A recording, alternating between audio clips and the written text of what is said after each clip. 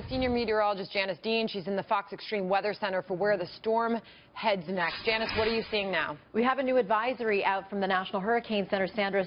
The winds have weakened a little bit, 115 mile per hour sustained, but it's still a Category 3, still a major hurricane.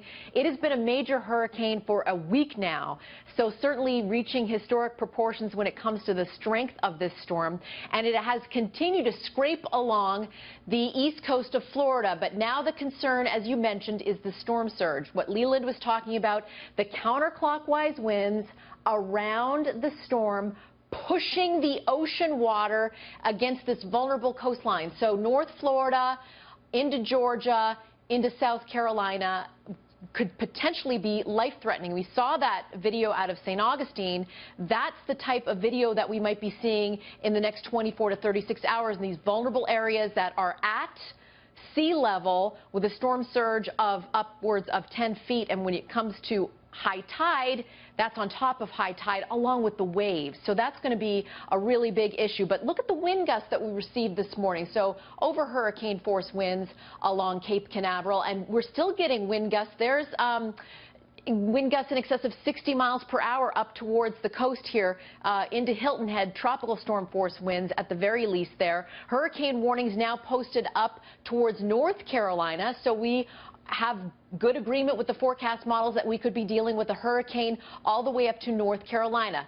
Here's the storm surge forecast. As I mentioned, you've got those winds, those counterclockwise winds pushing the ocean against this vulnerable beach area, and that's why the National Weather Service is saying something very similar could happen that happened across the Northeast, the Jersey shoreline with Hurricane Sandy. So this is going to be the main danger as we go through the next 24 to 36 hours, and there are good forecast models showing us a hurricane off the coast and maybe perhaps a landfalling hurricane over the Carolinas over the next 24 to 36 hours. Sandra, also want to make mention not only the storm surge, but flooding. I mean, that could be epic flooding, 16 inches for parts of the Carolinas. So that's another concern, is the #1 killer with these landfalling hurricanes is the water. Yes. Is the storm surge and the freshwater flooding.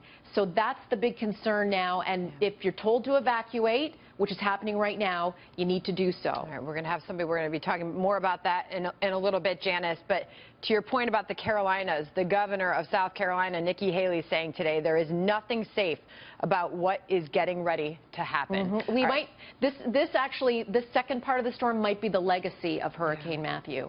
All right, Janice Dean, thank you. Yep.